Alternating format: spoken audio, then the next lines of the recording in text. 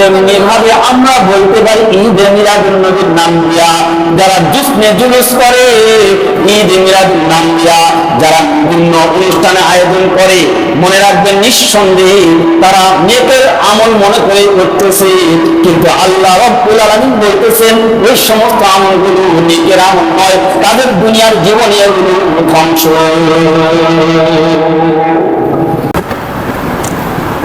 الحمد لله نحمده ونستعينه ونستغفره ونؤمن به ونتوكل عليه ونعوذ بالله من شرور أنفسنا ومن سيئات أعمالنا من يهده الله فلا مضل له ومن يضلله فلا هادي له ونشهد أن لا إله إلا الله وحده لا شريك له ونشهد أن سيدنا وسندنا وحبيبنا ومولانا محمدا عبده ورسوله صلى الله عليه وعلى آله وصحبه وبارك وسلم تسليما كثيرا كثيرا. أما بعد فأعوذ بالله من الشيطان الرجيم. بسم الله الرحمن الرحيم.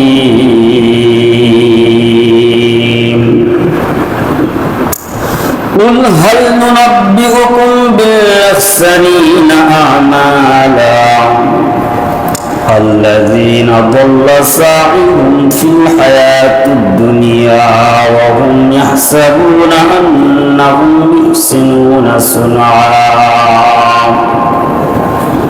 وقال رسول الله صلى الله عليه وسلم من أحدث في أمرنا هذا ما ليس منه فهو رد أو كما قال عليه الصلاة والسلام. صدق الله المولانا العظيم وصدق رسوله النبي الأمي الكريم ونحن على ذلك لمن الشاهدين والشاكرين والحمد لله رب العالمين. সম্মানিত মুআজ্জাজ মুসল্লিয়ান ইকরাম, আল্লাহ জাল্লা শানুহু ওয়া মানওয়ালুহু তাআলা দরবারে লাখ কোটি শুকরিয়া, যিনি অত্যন্ত দয়া করে মায়া করে মহাব্বত করে ভালোবেসে হায়াতকে দীর্ঘ করে দিয়ে আজকে জুমার দিনে জুমার 2 রাকাত ফরজ নামাজ আদায়ের লক্ষ্যে তার ঘর মসজিদে আসবার বসবার দিনী কথাগুলো শুনবার তৌফিক দান করলেন। এই জন্য আমরা সকলে অন্তরস্থল থেকে জোড়া আওয়াজে বলি আলহামদুলিল্লাহ। অগণিত দুরূদ বর্ষিত হোক আমাদের নবীর সমস্ত নবীদের সরদার আকায়ে নামদার তাজদার মুহাম্মদ আহমদ মুস্তাফা মুহাম্মদ মুজতবা, সকলে বলি সাল্লাল্লাহু আলাইহি ওয়াসাল্লাম। সম্মানিত মুআজ্জাজ হাজিরিন, গত জুমায় আপনাদের সম্মুখে মিলাদুন নবী আলাইহিস সালাতু ওয়াস সালামকে নিয়ে আলোচনা করছিলাম। স্মরণ আছে তো? 7 দিন পর একদিন দিনের আলোচনাগুলো শোনার তৌফিক হয় বিধায় অল্প সময় কথা হয়। এই অল্প সময়টা যদি আমরা আমলের নিয়তে শুনি তাহলে ইনশাআল্লাহ অনেক ফায়দা হবে। আর যদি এই নিয়ত করি যাব একটু 7 দিন পর হুজুরে একটু দিনের কথা শুনে আসলাম, আমল করলে করলাম, না করলে না করলাম, আমরা আমলের নিয়তে শুনি আলহামদুলিল্লাহ এর মধ্যে অনেক ফায়দা হবে। প্রত্যেক দিন যদি প্রত্যেক জুমায় আমরা যদি একটা দুটা করে আমল শুধরাই নেই, একটা দুটা করে আমল ধরি, আলহামদুলিল্লাহ আমার জীবনে আমলে পাহাড় সমতুল্য জমা হয়ে যাবে।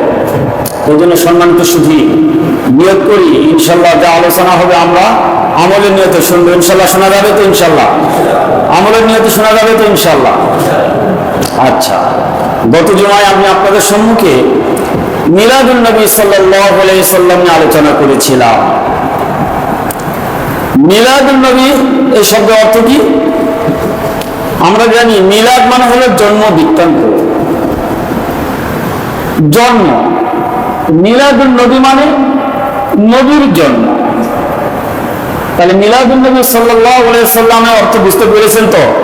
যে মিলাদুন নবীর অর্থ হচ্ছে কি? নবীর জন্ম। এই নবীর জন্ম বৃত্তান্ত নিয়ে যেটা আলোচনা করা হয় বা নবীর জন্ম উপলক্ষে যা কিছু করা হয় সেটাকে তিনারা বলেন মিলাদুন নবী। এটাকে আবার নাম দিয়েছেন ঈদে মিলাদুন নবী, তাই না? গত জমায় কিন্তু যতটুকু পারি ক্লিয়ার করেছি। পাশাপাশি আরেকটি হচ্ছে সিরাতুন নবী। সিরাতুন নবীর অর্থ কি? সিরাত মানে হলো আদর্শ, চরিত্র, যেটাকে আমরা অভ্যাস বলি। তো সিরাতুন নবী সাল্লাল্লাহু আলাইহি ওয়াসাল্লাম মানে বুঝাইতেছে নবীর আদর্শ, নবীর চরিত্র। তাহলে মিলাদুন নবী মানে নবীর জন্ম, আর সিরাতুন নবী মানে নবীর আদর্শ, নবীর চরিত্র। এতটুকু বুঝে আসছে তো? এখন আমাদের বুঝতে হবে আমরা মিলাদুন নবী মানব নাকি সিরাতুন নবী মানব?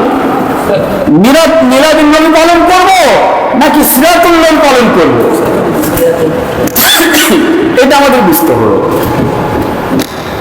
আমাদের দেশের কিছু ভাইয়েরা, বিশেষ করে দক্ষিণ অঞ্চলে,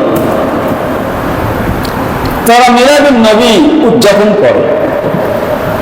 সে মিলাদুন নবী উদযাপন করতে গিয়ে যে কার্যকলাপগুলো করে তার কিছু দৃষ্টান্ত গত জমায় বলেছিলাম। আপনাদের কতটুকু স্মরণ আছে জানি না। মিলাদুন নবী কিন্তু করছে, মিলাদুন নবী আবু জেহেলও করছে, মিলাদুন নবী অন্যান্য কাফেররা তারাও করছেন। কতক্ষণ পর্যন্ত করছেন? যতক্ষণ নবী আলাইহিস সালাতু ওয়াস সালাম তাদের বিরুদ্ধে কথা বলেন নাই ততক্ষণ পর্যন্ত। কেননা কাফেররা আমাদের নবীকে আমিন উপাধি দিয়েছিলেন। আমিন মানে বিশ্বস্ত, কিন্তু নবী আলাইহিস সালাতু ওয়াস সালামকে তারা আমিন বলতেন। যখন নবী আলাইহিস সালাতু ওয়াস সালাম এই বিশ্বস্ততার জায়গা থেকে তাওহীদের দাওয়াত দেওয়া শুরু করলেন, মুক্তির বিরুদ্ধে কথা বললেন, তখন আর ওই মিলাদুন নবী যারা মানতেছিলেন তারা আর আমিন বলা তো দূরের কথা, জানে চির শত্রু হয়ে গেল। সম্মানিত শুধু আমাদের নবী যেদিন জন্মগ্রহণ করেন সেই দিন আবুল আহাব তার দাসী সুয়াইবা এসে সুসংবাদ দিলেন, বলতেছে যে আপনার ভাতিজে জন্মগ্রহণ করছে মুহাম্মদ সাল্লাল্লাহু আলাইহি ওয়াসাল্লাম। আপনার তো সুয়াইবা ছিল দাসী। আবুল আহাব খুশিতে নবীর মিলাদুন নবী, নবীর জন্মে খুশিতে সুয়াইবাকে বলে তুমি আজাদ, তাকে আজাদ করে দিলেন। এখন বলেন তো জান্নাতি না জাহান্নামী?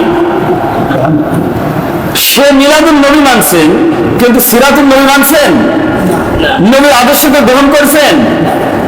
যখন পয়গম্বর ডাক দিলেন, এই কাফেররা যখন পাহাড়ের পাদদেশে চলে আসলো, আসার পরে যখন এক আল্লাহর তাওহীদের দাওয়াত দিলেন, বলেন আমাকে নবী হিসাবে আল্লাহ পাক মনোনীত করেছেন, তখন আবু লাহাব সর্বপ্রথম বলে উঠছিল তাব্বাল্লাক, আপনি ধ্বংস হয়ে যান, আপনি এই জন্যই কি আমাদেরকে ডাকছেন? দেখছেন? তাহলে মিলাদুন নবী পালন করছে, কিন্তু নবী আলাইহিস সালাতু ওয়াস সালাম সিরাতুল নবীর দাওয়াত দিলেন, সিরাতের দাওয়াত দিলেন, তখন কিন্তু আর সে মানতে পারলেন না। আল্লাহ পাক সঙ্গে সঙ্গে আল্লাহর কথার প্রেক্ষাপটে সূরা লাহাব, আবু লাহাবের পক্ষে কি পাঠালেন? সূরা লাহাব, তাব্বাত ইয়াদা আবি লাহাব, আবু লাহাবের হাত ধ্বংস হোক, আল্লাহ নাযিল করে দিলেন। সম্মানিত সুধী, অতএব যারা শুধুমাত্র মিলাদুন নবী নিয়ে পড়ে আছে, সিরাতুন নবী বাদ দিয়া তারা নিশ্চিত আবুল আহাবের ওই অনুসারী, এর মধ্যে কোনো সন্দেহ নেই। কেমনে? যদি আমরা এখন এটা মন করার কথা না বলে কোরআন হাদিসে দেয়, কোরআন হাদিসের দৃষ্টিকোণ থেকে তো স্পষ্ট আবুল আহাব সিরাতুন নবী না মানার কারণে ধ্বংস হয়ে গেছে। পক্ষান্তরে পয়গম্বরের মাথা কাটার জন্যে আমার নবীর কল্লা, দেহ থেকে কল্লাকে আলাদা করার জন্য যে উমর রাদিয়াল্লাহু তাআলা আনহু ঘর থেকে বের হয়েছিলেন, সেই উমর যখন সিরাতুন নবী, নবীর সিরাতকে গ্রহণ করলেন, আদর্শকে গ্রহণ করলেন, দুনিয়াতেই তাকে জান্নাতের ঘোষণা দেওয়া হলো।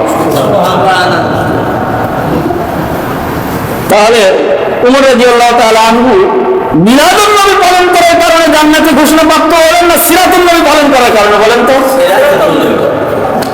তাহলে আমরা কোনটা গ্রহণ করবো, মিলাদুন নবী না সিরাতুন নবী? কথা ক্লিয়ার, স্পষ্ট বুঝে আসছে তো? সম্মানিত সুধী, মনে রাখবেন, যারা মিলাদুন নবী পালন করে, নবী আলাইহিস সালাতু ওয়াস সালামের প্রতি তারা অতিরিক্ত মহব্বত আর ভালোবাসা দেখাইতে যায়, তারা নতুন করে একটা রীতি বের করেন, যে রীতি পর্যায়ক্রমে দেখা যায় যে ওটা আবার পরিবর্তন হয়। এই রীতির পরিবর্তন হতে হতে এক সময় সেটা আলাদা একটা ধর্মে পরিণত হয়ে যায়। মুসলমান ভাইয়ের আমার কথাগুলো খুব ভালো করে বুঝবেন। আমরা যদি হযরত ইব্রাহিম আলাইহিস সালামের ইতিহাসের দিকে একটু তাকাই, তাহলে বিষয়টা আবার ক্লিয়ার হয়ে যাবে। হযরত ইব্রাহিম আলাইহিস সালাম যতদিন দুনিয়াতে ছিলেন, তিনার উম্মতকে তিনি দাওয়াত দিয়েছিলেন।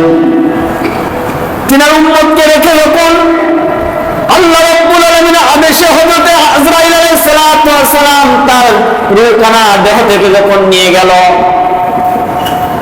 হযরত ইব্রাহিম আলাইহিস সালামের উম্মতগুলো বিরহ ব্যথায় তারা কাতর হয়ে পড়ল। ইব্রাহিম আলাইহিস সালাম না থাকায় তারা এবার দুঃখিত হইয়া, চিন্তিত হইয়া তারা বিরহ ব্যথায় সময়গুলো পার করতেছিল।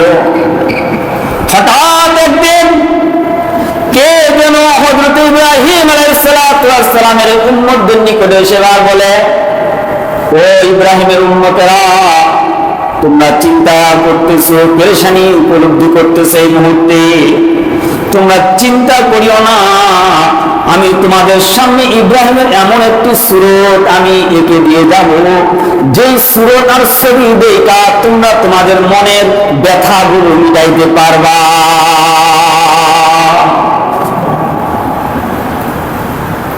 সেটা কে ছিল? তাফসীরের মধ্যে আসছে ওই ব্যক্তি ছিল ইবলিস। ইবলিস কি করলো? হযরত ইব্রাহিম আলাইহিস সালামের শুধুমাত্র একটা আকৃতি ছবি আকারে হযরত ইব্রাহিম আলাইহিস সালামের উম্মতের নিকটে দিয়ে গেল। এবার হযরত ইব্রাহিম আলাইহিস সালামের উম্মতেরা ওই ছবিটি দেখে দেখে তিনাদের মনের যে ব্যথা বেদনা, ইব্রাহিম আলাইহিস সালামকে হারানো, এই ব্যথা বেদনা তারা একটু মনে একটু শান্তি নিয়ে আসতেছিল।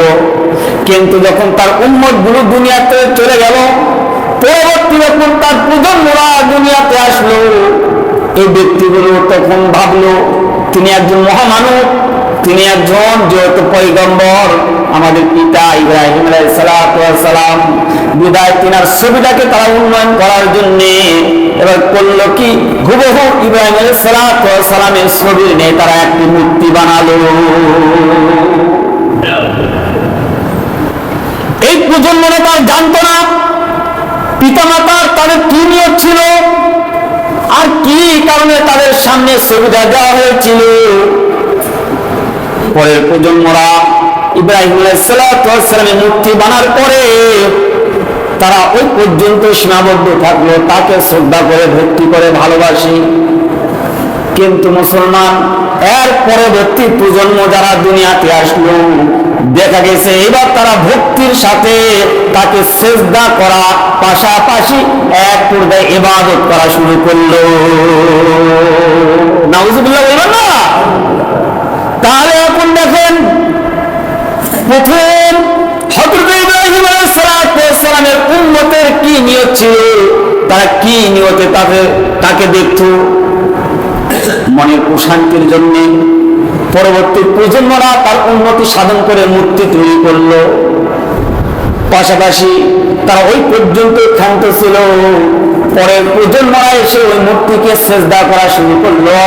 এক পর্যায়ে তারা প্রভু মানা শুরু করলো। এখন বর্তমান সময় আমরা যা মূর্তি পূজা দেখি, হিন্দুদের যে মূর্তি পূজা, ওই যে মূর্তি পূজা কোথা থেকে আসলো এর ইতিহাস দেখা যায় ইব্রাহিম আলাইহিস সালামের ওই উম্মতদের কাছ থেকে ধীরে ধীরে এক পর্যায়ে এই মূর্তি পূজা শুরু হয়ে গেছে, একটা আলাদা ধর্মই তৈরি হয়ে গেছে। আজ পর্যন্ত তারা আসল ধর্মে ফেরত আসতে পারে না। কাদেরি কুদরতদারি বরকামাল আনতা হাসবি আনতা রব্বি জুল জালাল। ও মুসলমান, এই জন্য ধর্মের মধ্যে যখন মহব্বত করে নতুনত্ব কিছু সৃষ্টি হয়, তখন জেনে রাখবেন এই রীতি নীতি এক সময় এমন রূপ ধারণ করে যা ইব্রাহিম আলাইহিস সালামের এই ইতিহাস থেকে শিক্ষা স্পষ্ট, আজ ইতিহাসের পাতায় সুস্পষ্ট ভাবে ইতিহাসগুলো সংরক্ষিত আছে। মুসলমান এই জন্য জেনে রাখবেন বেদাত এমন একটা খারাপ জিনিস, বেদাত এমন একটা খারাপ জিনিস, যারা বেদাতকে গ্রহণ করেছে তারাই ধ্বংস হয়েছে। সমাজে বেদাতের কোনো স্থান নাই। যারা এই বেদাতকে গ্রহণ করবে দেখবেন তারা বেদাত থেকে সহজে ফিরে আসতে পারবে না। এই জন্য মনে মনে নিয়ত করতে হবে, আমার যদি কোনো আমল বেদাত আমলের সঙ্গে জড়িত থাকি, কোরআন হাদিসের সাথে আমার আমলটা মিল আছে কিনা দেখতে হবে। অতএব কোরআন হাদিসের সঙ্গে যদি মিল থাকে আমি পালন করব, আর যদি কোরআন হাদিসের বাইরে হয় নিশ্চিত নির্ঘাত ভাবে আমার জীবনেও যদি করে থাকি সেগুলো পরিত্যাগ করতে হবে। এই নিয়ত যদি করতে না পারি এই ওয়াজ শুনে 4 পয়সা লাভ হবে না। দেখবেন আলহামদুলিল্লাহ এখন এলেম কোরআন হাদিসের জ্ঞান যেভাবে প্রচার প্রসার হচ্ছে, সাধারণ থেকে সাধারণ পাবলিক কোরআন হাদিসের জ্ঞান অল্প হলে বুঝতেছে। এমন এক সময় ছিল যে সময় কোরআন শরীফ পড়তে পারে নাই, বহু ব্যক্তি দুনিয়া থেকে চলে গেছে। আলহামদুলিল্লাহ এখন কোরআন পড়তে পারবে। এইরকম কোরআন পড়ার পরিবেশ প্রত্যেকটা গ্রামে গ্রামে অঞ্চলে অঞ্চলে তৈরি হয়েছে। এবং আলহামদুলিল্লাহ এমন কোন গ্রাম নাই যেমন পড়তে পারে না গোটা গ্রাম মিলে, এমন কোন ব্যক্তি নাই গোটা গ্রাম শুনবো একজন ব্যক্তি কোরআন পড়তে পারে না, এমন কোন গ্রাম আছে? হতে পারে কিছু লোক পড়তে পারে না, আবার অনেকে আছে পড়তে পারে, শুদ্ধ না পারে তারপরে তো পারে। আর এমন এক সময় গেছে গোটা গ্রাম মিলে একজন ব্যক্তি কোরআন পড়তে পারবে এমন ব্যক্তিও ছিল না। সম্মানিত সুধী, অতএব ওই সময়ে এই উম্মতকে গুমরাহ করার জন্য সমাজে রন্ধে রন্ধে অনেক বেদাতি আমল ঢুকে গেছে। এখান থেকে যদি আমরা বের হতে না পারি, এই বেদাত যদি দুনিয়া থেকে চলে যায়, নিশ্চিত আমার আখিরাত নষ্ট। মুসলমান ভাইয়েরা আমার কথাগুলো খুব ভালো করে বোঝার চেষ্টা করবেন। আল্লাহ রাব্বুল আলামিন সূরা কাহাফের 103 এবং 4 নম্বর আয়াতের মধ্যে বলতেছেন, ও নবী আপনি বলে দিন, নবী আপনি বলে দিন, কি বলে দিন? উম্মতকে বলে দিন, হাল নুনাব্বিউকুম বিল আখসারিনা আমালা, আমি কি ওই সমস্ত ব্যক্তিদের ব্যাপারে খবর দিব না যাদের আমলগুলো বরবাদ? এরপর আল্লাহ রাব্বুল আলামিন পয়গম্বরের মাধ্যমে আবার জানাই দিচ্ছেন, আল্লাযীনা দাল্লা সাইয়ুহুম ফিল হায়াতিদ দুনিয়া। আল্লাহর পয়গম্বর মাধ্যমে আল্লাহ রাব্বুল আলামিন জানাই দিচ্ছে ওই সমস্ত ব্যক্তি যারা তাদের জীবনের প্রচেষ্টা, দুনিয়ার জীবনে প্রচেষ্টাগুলো ব্যর্থ হইয়া যায়, পরিতৃপ্ত হইয়া যায়, নষ্ট হয়ে যায়, সেগুলো কি ইয়াহসাবুনা, ওই সমস্ত ব্যক্তিরা মনে করে, হুম ইয়াহসাবুনা, তারা মনে করে, আন্নাহুম ইহসিনুনা সুনা, আমরা যা আমল করতেছি এগুলি তো নেক আমল, তারা নেক আমল মনে করেই করে। কিন্তু আল্লাহ রাব্বুল আলামিন বলতেছেন ওই আমলগুলো তাদের পার্থিব জীবনে ধ্বংস। যেমনি ভাবে আমরা বলতে পারি ঈদে মিলাদুন নবীর নাম দিয়া যারা জুলুস করে, ঈদে মিলাদুন নাম দিয়া যারা বিভিন্ন অনুষ্ঠানে আয়োজন করে, মনে রাখবেন নিঃসন্দেহে তারা নেকের আমল মনে করে করতেছে, কিন্তু আল্লাহ রাব্বুল আলামিন বলতেছেন ওই সমস্ত আমলগুলো নেকের আমল নয়, তাদের দুনিয়ার জীবনে এগুলো ধ্বংস। মুসলমান খুব ভালো করে খেয়াল করবেন, আল্লাহর পয়গম্বর বলতেছেন মান আহদাসা ফি আমরিনা, যে ব্যক্তি আমাদের দিনের মধ্যে নতুনত্ব কোন আমল সৃষ্টি করলো অথচ হাযা মা লাইসা মিনহু, ওই আমলটা দিনের কোন অংশ নয়, ফাওয়ারুদ্দুন, আল্লাহর পয়গম্বর বলেন নিশ্চিত ওই আমলটা হলো পরিত্যাজ্য, নিশ্চিত ওই আমলটা হচ্ছে পরিত্যাজ্য। তবে একটা জিনিস ক্লিয়ার করে দেয় যে অনেকে মনে করবেন দিনের মধ্যে যদি অনেক কাজ পয়গম্বরের জামানায় ছিল না, এই জন্য সব কাজই কি বেদাত, এটা আমাদের বুঝতে হবে। কিছু কিছু কাজ আছে যেগুলো আমরা বেদাত মনে করি, আসলে বেদাত কিনা একটু বুঝে নেবে। একটা থিওরি শুধু আপনাদের জানাই দিই, বেদাত কোন জিনিসটা এটা কেমনে বুঝবো। আল্লাহর পয়গম্বর বলেছেন যা দিনের মধ্যে ছিল না, ধর্মের মধ্যে ছিল না, নতুন করে সৃষ্টি করা হয়েছে এবং সেটাকে ইবাদত মনে করে সওয়াবের উদ্দেশ্যে করা হয়, ওই জিনিসটি হলো বেদাত। এখন বলতে পারেন হুজুর একসময় তো আপনাদের কওমি মাদ্রাসাও ছিল না, কওমি মাদ্রাসার যে সিলেবাস, এই সিলেবাসও তো ছিল না, সেগুলো তো দিনের মধ্যে নতুন করে ধর্মের নামে একটা প্রচলন শুরু হয়েছে কিনা। তাবলীগের কাজ ধর্মের নাম দিয়ে শুরু হয়েছে, পয়গম্বর সাহাবা তাবেঈন তারা তো করেননি, তার এগুলো কি বেদাত নয়? খুব কথাগুলো ভালো করে খেয়াল করবেন। যে কাজটি ধর্মের মধ্যে বেদাত দিনের মধ্যে সংযুক্ত করা হয়, ইবাদত মনে করে সওয়াবের নিয়তে করা হয়, সেটা বেদাত। আর দিনের জন্য দিনের সহযোগী হিসাবে কাজটি করা হয়, ওই কাজটি কিন্তু বেদাত না। অতএব ইলম কালাম অর্জন করা এটা ইবাদত হিসাবে না, এটা দিনের মধ্যে নয়, দিনের সহযোগী, এই জন্য এটা বেদাত। বুঝাতে পারছি কিনা জানি না, দিনের জন্য সহযোগী হিসাবে ওইটা বেদাত না। তাহলে যে মাদ্রাসা একসময় ছিল না, এখন তৈরি হয়েছে, এই মাদ্রাসার মাধ্যমে মানুষ দিন অর্জন করে, দিনের সহযোগিতা হিসাবে মাদ্রাসাগুলো ব্যবহার হয়।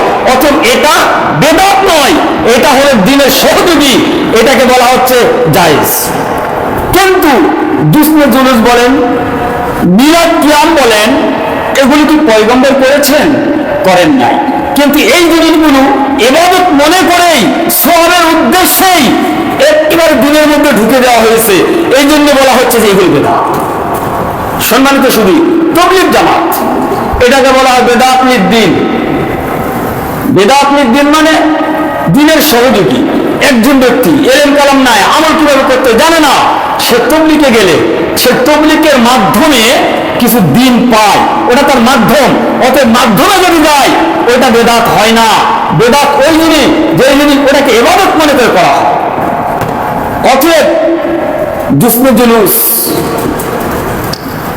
তারপরে আপনার মনে করেন বিভিন্ন জায়গায় দেখবেন যে মিলাদ কিয়াম, অনেক সময় আমাদের সমাজে চল্লিশা পালন করি, এগুলো সব ইবাদত মনে করে করা হয়, এগুলো হলো বেদাত।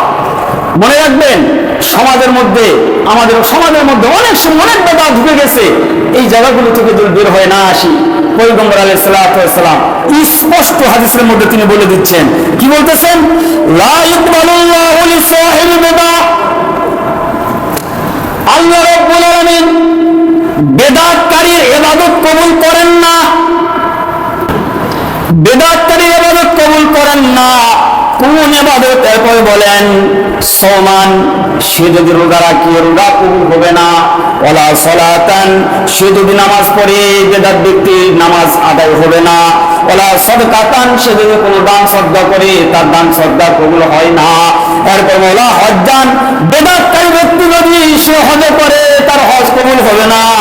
এরপরে পয়গম্বর বলেন ওলা উমরাতান, সে যদি উমরা করে উমরাও তার পালন হবে না।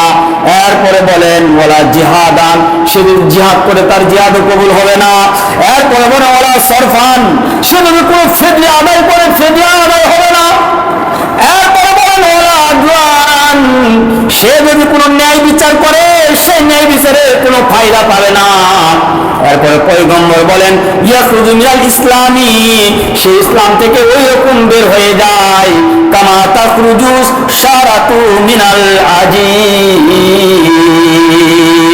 পয়গম্বর উদাহরণ দিয়ে বলেন যেমনি ভাবে খামিরার মধ্যে যদি কোনো চুল আটকায় যায়, ওই চুল যেমন খামিরা থেকে স্পষ্ট বের করা যায়, ওই বেদাতকারী ব্যক্তি ইসলাম থেকে এরকম স্পষ্ট বের হয়ে যায়।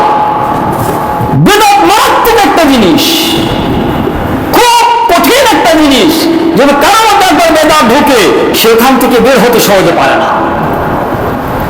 মুসলমান ভাইয়েরা আমার, তাহলে তার জন্য উপায় কি? পয়গম্বর কিন্তু বলেই দিয়েছেন তার জন্য উপায় হলো আবাল্লাহু ইয়াকবালা আমালা সাহিবি বিদাতিন হাত্তা ইয়াদা বিদাতিন। আল্লাহর পয়গম্বর বলেন আল্লাহ রাব্বুল আলামিন ততক্ষণ পর্যন্ত তার ইবাদত কবুল করবেন না যতক্ষণ পর্যন্ত বেদাতকারী বেদাত থেকে বের না হয়ে আসবে।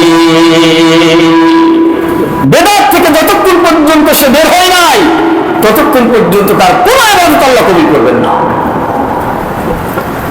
মুসলমান ভাইয়েরা আমার কথাগুলো খুব ভালো করে বুঝবেন। আল্লাহ রাব্বুল আলামিন স্পষ্ট জানান দিলেনই তো, ইন্নাল্লাযীনা ফাররাকু, যেই সমস্ত ব্যক্তিগুলো আমাদের দিনের মধ্যে এই দিনের ব্যাপারে বিভিন্ন দল উপদলে ভাগ হয়ে যায় দিনের ব্যাপারে। এরপরে বলেন ওয়াকানু শিয়ান, এরপরে ওই ব্যক্তি যেমনি ভাবে বিভিন্ন দলে বিভক্ত হয়ে গেল, লাস্তা মিনহুম ফি শাইইন, আল্লাহ রাব্বুল আলামিন পয়গম্বরকে বলেন লাস্তা মিনহুম ফি শাইইন, ও পয়গম্বর ওই সমস্ত গ্রুপগুলো ওই সমস্ত ব্যক্তিগুলো আপনার উম্মত নয়, তাদের ব্যাপারে আপনি চিন্তা করতে হবে না, তারা তো আপনার উম্মতই নয়। আল্লাহ নিজেই ঘোষণা দিলেন তারা কারা, ইন্নামা আমরুহুম ইলাল্লাহ, তাদের বিষয়টা আল্লাহ রাব্বুল আলামিনের নিকটে থাকবে। এরপর আল্লাহ বলেন সুম্মা ইউনাব্বিউহুম বিমা কানু ইয়াফআলুন, ওই সমস্ত ব্যক্তিরা যা আমল করতেছিল তাদেরকে ওই বিষয়গুলো আল্লাহ রাব্বুল আলামিন জিজ্ঞাসা করবে, তাদেরকে জিজ্ঞাসা করবে তোমরা যে আমলগুলো করেছিলা এগুলোর সাথে কোরআন হাদিসের কতটুকু মিল ছিল, কতটুকু মিল ছিল, দিনের মধ্যে তোমরা কতটুকু বাড়ায়ত করছো, কতটুকু আমার পয়গম্বরকে অনুসরণ করছো, আর কতটুকু পয়গম্বরকে বাদ দিয়ে তোমরা নিজেরা মন করা আমল করেছো। যারা জুসনে জুলুস করে তাদেরকে যদি বলা হয় ভাই আপনারা যে ঈদে মিলাদুন নবী মানতেছেন, এরা তো এখন এরকম কথা বলে ঈদে মিলাদুন হলো সব ঈদের সেরা ঈদ, ঈদে মিলাদুন নবী, নাউজুবিল্লাহ মিন যালিক। যে দুটি ঈদ কোরআন দিয়ে হাদিস দিয়ে পয়গম্বরের উম্মতকে দিলেন, আর সেখানে তারা তৃতীয় নম্বরে একটা ঈদ ঢুকাইয়া বলতেছে সব ঈদের সেরা ঈদ ঈদে মিলাদুন নবী। চিন্তা করা যায়।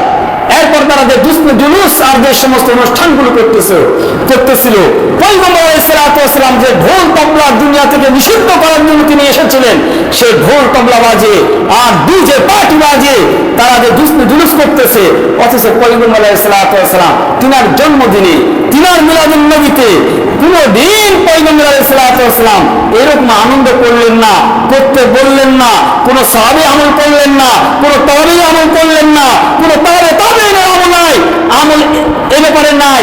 কিন্তু দুঃখের বিষয় তারা নতুন করে বানায় নিয়া এই উম্মতকে বিভ্রান্ত করার জন্য একটা ষড়যন্ত্র চালাচ্ছে, নিজেরা গুমরাহ হচ্ছে, উম্মতকে গুমরাহ করার চেষ্টা করতেছে।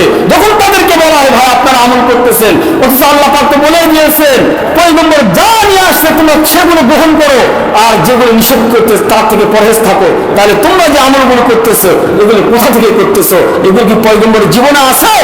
তার উত্তর দেয় পয়গম্বর আলাইহিস সালাতু ওয়াস সালাম তিনাকে সম্মান করব, তিনি কি নিজের সম্মান নিজে চেয়ে নিলেন? আমাদের দায়িত্ব সম্মান দেওয়া। কেউ কি কোনোদিন তার সম্মান চায়? দেখছেন তাদের কত বড় একটা গাঁজাখুরি এক যুক্তি চিন্তা করা যায়। তিনারা কার সামনে বলেছেন? যে পয়গম্বর সামনে বলতেছেন যে পয়গম্বর কি নিজের সম্মান নিজে চেয়ে নিলেন?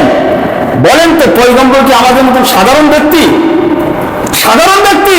তিনি দুনিয়াতে আসছিলেন, তিনার 63 বছরের জিন্দেগি সমস্ত আমাদের জন্য সুন্নত, আর তিনি সেগুলো পরিপূর্ণ করে দিয়ে গেছেন। বিদায় হজের ভাষণই দিয়ে গেছেন, আমি কি তোমাদের সামনে দিন পৌঁছায় দিতে পেরেছি? এরপরে তিনি ঘোষণাই করে দিয়েছেন, আল্লাহ পাক ঘোষণাই করে দিয়েছেন, আল্লাহুম্মা আকমালতু লাকুম দীনাকুম, তোমাদের উপর দিনকে আজকে পরিপূর্ণ করে দেওয়া হলো।